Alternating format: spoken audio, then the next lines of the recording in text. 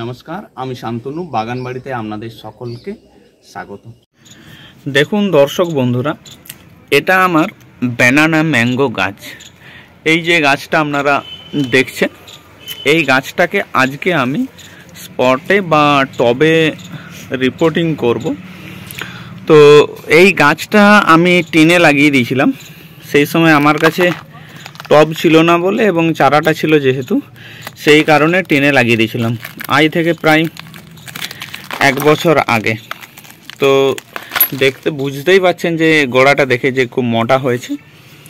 তো টিনটা যেহেতু নষ্ট হয়ে যাচ্ছে এবং এটা আমাকে খুব তাড়াতাড়ি রিপোর্টিং করা দরকার ছিল, তো সেই কারণেই আজকে আমি রিপোর্টিং করছি এবং রিপোর্টিং করব। তো কিভাবে রিপোর্টিং করব তো সেটা আমি আপনাদেরকে দেখাবো। তো দেখুন, এই টিনটাকে কাটতে হবে। তো হাতের কাছে যেটাই পেয়েছি আমি সেটাই কাজে লাগাচ্ছি। তো এটা দিয়ে আমি এই টিনটাকে কাটছি আস্তে আস্তে করে, যাতে শিকড়গুলো না কাটা যায়। এই জন্য একটু ধীর স্থিরভাবেও কাটার ভাবনা চিন্তা। দেখুন খুব সুন্দরভাবে টিনটা আস্তে আস্তে খুলে গেল।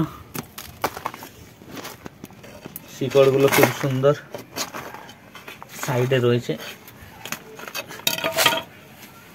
আপনাদেরকে দেখাই যে শিকড়গুলো দেখুন, এই যে আম গাছের শিকড়গুলো, এই যে শিকড়গুলো, এই শিকড়গুলো, এগুলো যাতে নষ্ট না হয় সেই কারণে আমি ধীরে ধীরে ধীরে ধীরে এটাকে টিনটাকে সরালাম। তো পুরো প্রসেসটা আপনাদেরকে দেখাই। দেখুন, এখন পুরো মাটিটা, কিছু মাটিও ফেলে দিই, তাহলে এই পুরনো মাটিটার থেকে আমি নতুন মাটিও দিতে পারবো। দেখুন পুরো গাছটাকে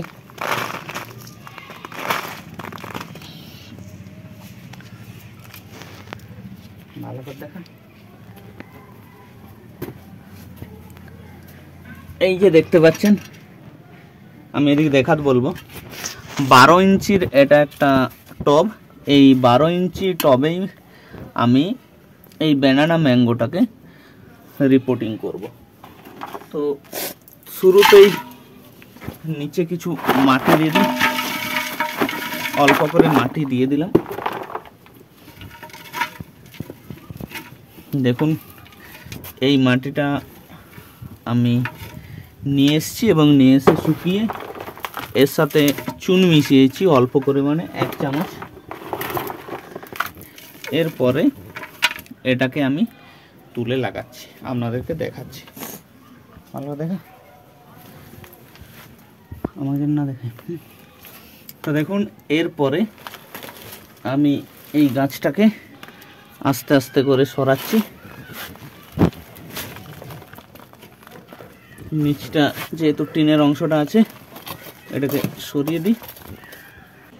দেখুন এরপরে আস্তে আস্তে আমি এটা বসাচ্ছি। গাছটাকে আমি টবে বসালাম।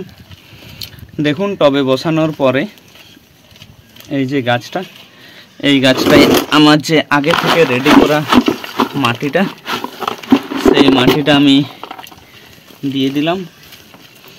জল যাতে যেতে পারে সেই জন্য অল্প স্বল্প আমাকে ফাঁকাও রাখতে হবে এবং শিকড়ের কোনো ক্ষতি না হয় সেই বিষয়টাকেও আমার খেয়াল করতে হয়েছিল। তাই অনেক সাবধানতার মাধ্যমে আমি এটা বসালাম। তো দর্শক বন্ধুরা, যারা আপনারা